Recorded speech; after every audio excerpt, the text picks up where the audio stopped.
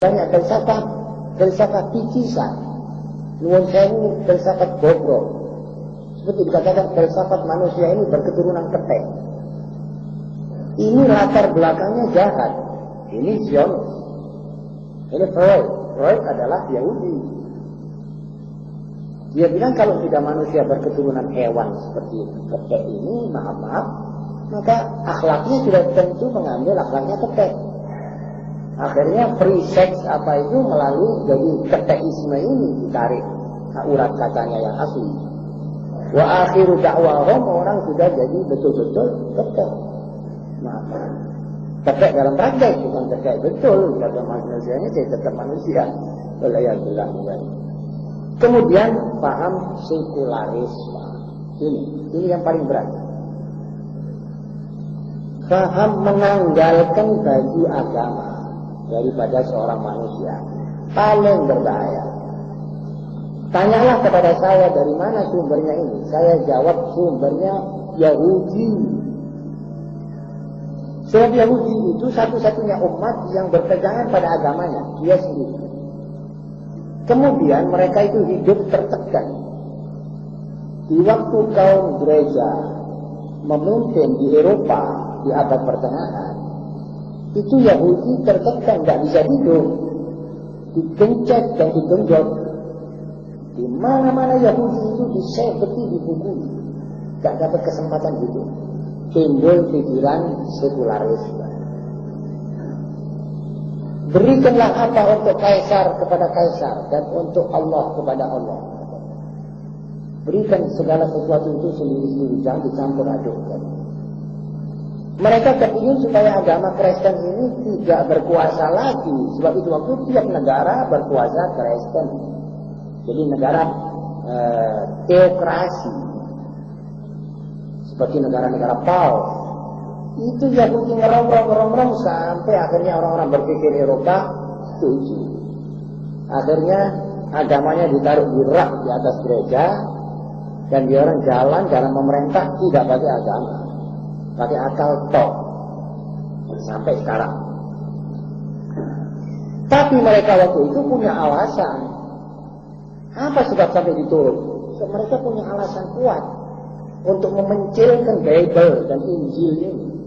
Lantas Taurat tok di hati mereka. Memang mereka tidak minta orang banyak menganut Taurat. So, katanya kalau banyak orang masuk agama Yahudi, nanti banyak orang masuk surga. Jangan kita biar surga untuk kita.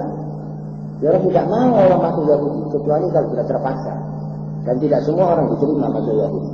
Tetapi yang masuk Kristen harus dilumerkan, dilunturkan Kristennya itu. Atau dipisahkan antara Kristen dengan orang yang memerintah. Ada alasan. Alasannya sebab agama Kristen dan tindak tanduk kaum Kristen waktu itu menentang ilmu pengetahuan. Jadi semua orang yang sarjana dikejar-kejar, seperti Galilei dan lain-lainnya, itu diganyang habis-habisan.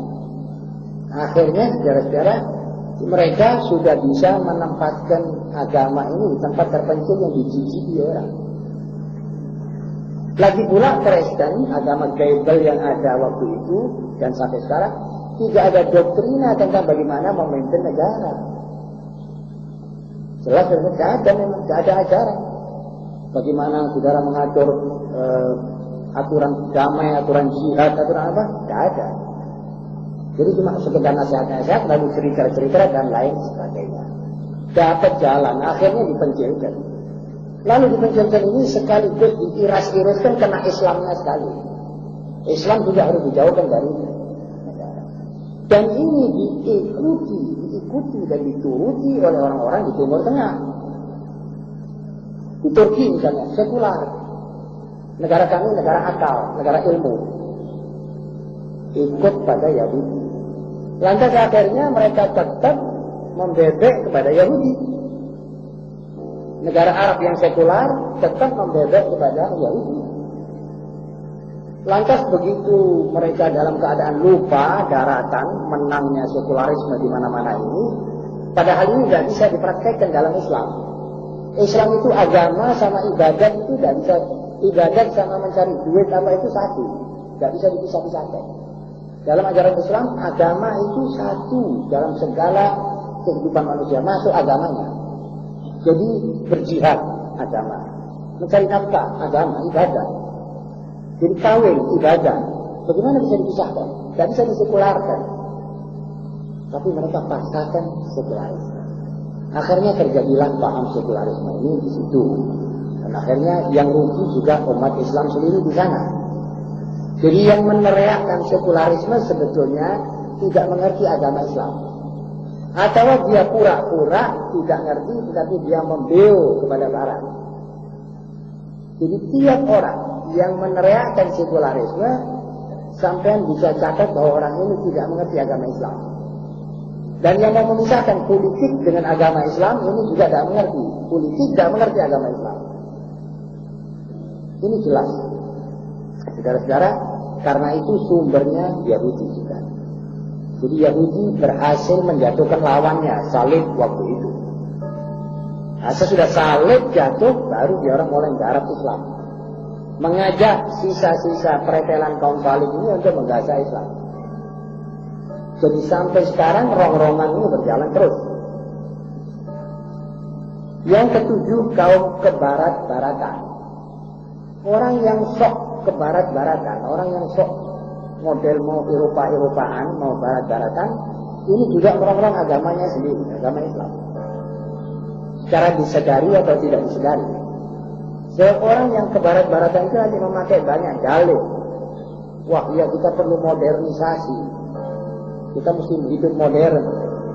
Dia kira hidup modern itu harus kita juga pakai desi, pakai sendok garpu, pakai minum seperti orang barat, pakai toast, pakai perempuan dikeluarkan duduk sama laki-laki yang bukan mahram, dan seterusnya dan seterusnya. Pakai dansa-dansaan bagi itu. Dia kira itu. Sebetulnya kalau mau maju bukan di situ yang mesti kita ambil. Ilmunya syariat. Kalau kita sudah mencari ilmu, kita sudah maju. Walaupun saudara pakai kelompokan, kalau saudara sarjana, ya sarjana. Jadi mestinya yang diambil ini ilmunya, bukan akhlaknya barat, bukan kebudayaannya. Karena westernisasi ini berjalan, pembaratan, maka semua ini mesti bernapaskan barat. Jadi barat itu kita superiorkan seperti Tuhan. Jadi segala persoalan problema, buku barat ada resepnya. Jadi kalau ada kelaparan di Indonesia misalnya atau di India, coba tanya PBB barat. Kita tidak bisa mencatat itu. Kita sudah diloyokan, kita punya utak. Kita tidak bisa mencatat. Harus pergi ke sana. Ini namanya kaum kebarat-baratan. Dan ini banyak di mana-mana. Yang paling banyak sekarang di Timur Tengah. Di Mesir, di Syria, orang seperti mau barat-baratan. Atau Soviet-Sovietan, Timur-Timuran. Tapi sama, itu semuanya termasuk umat barat. Yang ketujuh, yang kedelapan, pemuda yang gagal. Mudah-mudahan di masyarakat kita tidak banyak pemuda yang gagal. Ini pemuda ada yang sukses. Ya sudah memang sunnatullah di dunia. Ada yang sukses, ada yang gagal. Yang gagal itu biasanya merongrong dia punya pemuda sebaya.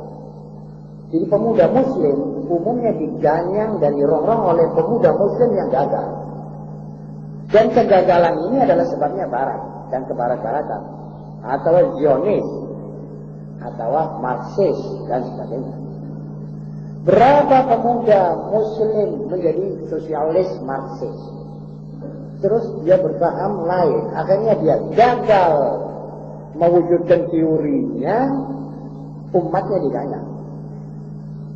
Jadi ganyangan kepada Islam dan umatnya juga antara lain dari pemuda-pemuda yang gagal. Hati-hati ada pemuda gagal. Kalau gagal kita mesti tarik dia untuk maju terus supaya dia tidak gagal. Cari kerja gagal.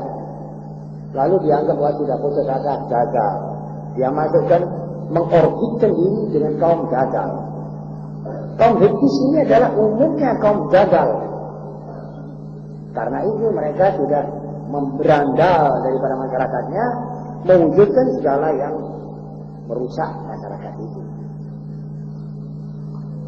9 kaum zending, kaum penginjil juga ngerongrong.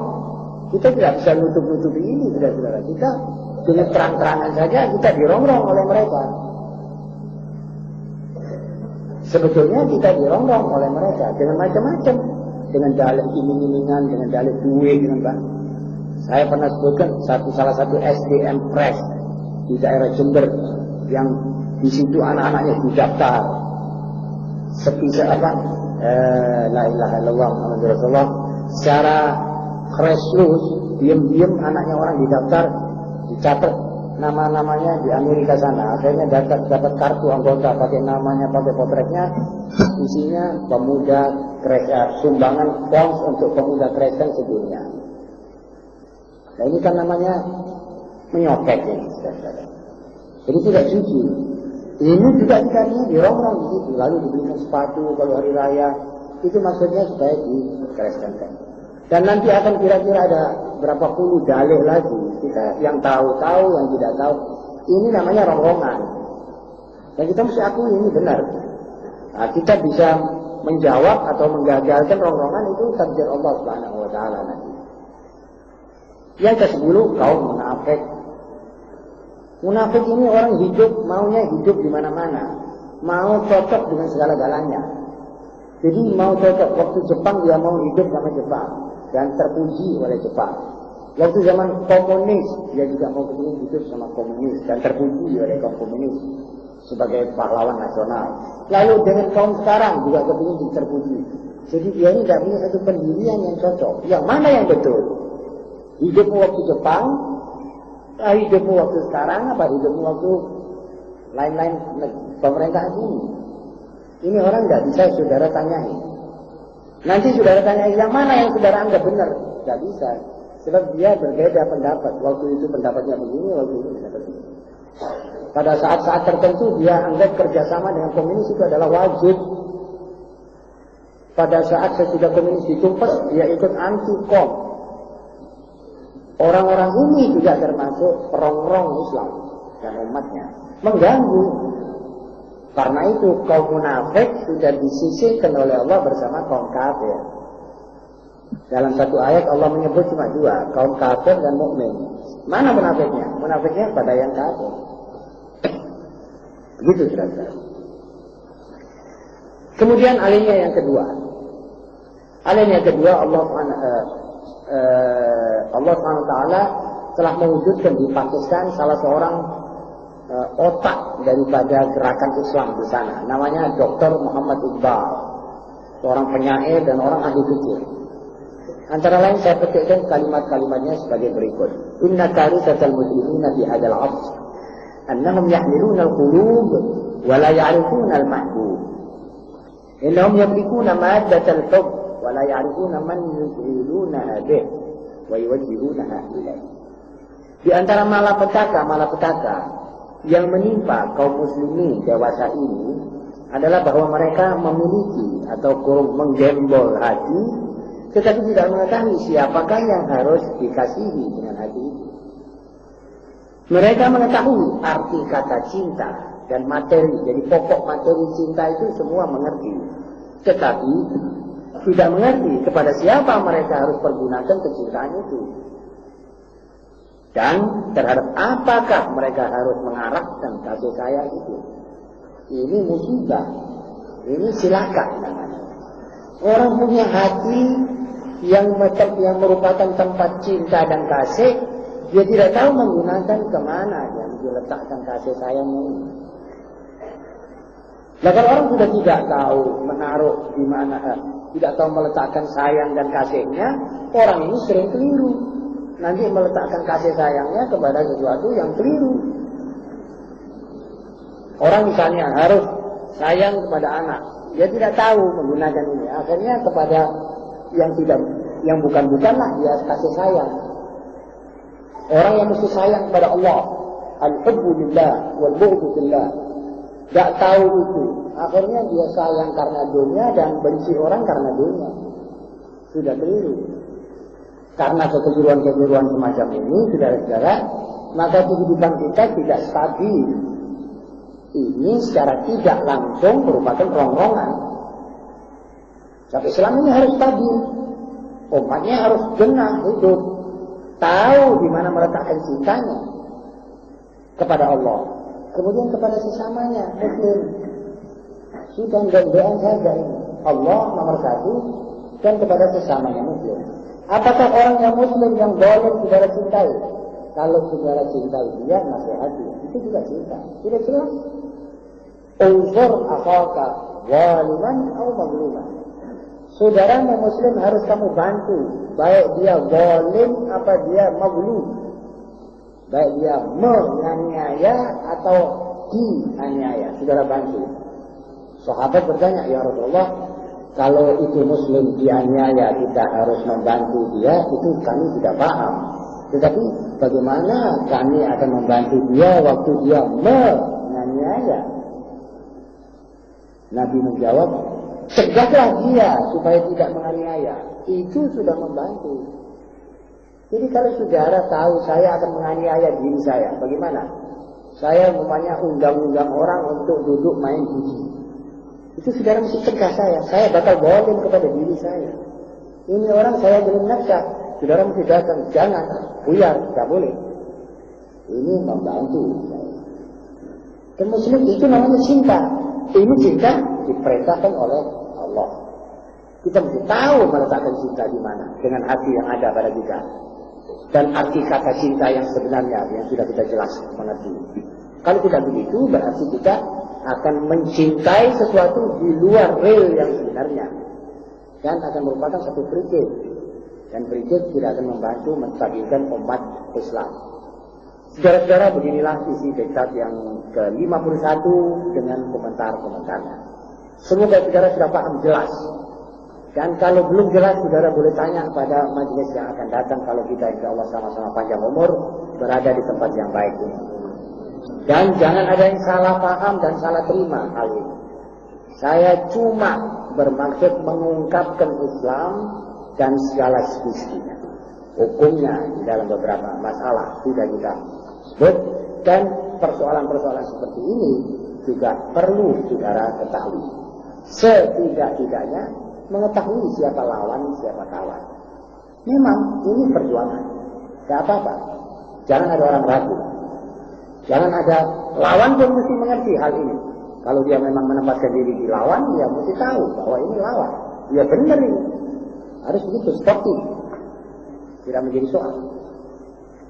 Sudah-sudah, kalau tidak ada pertanyaan, marilah kita bersama-sama membaca lebih dahulu Fatihah untuk keberesan segala ehwalnya kaum muslimin sedunia dan selamatnya kita semua di dunia sampai akhirat.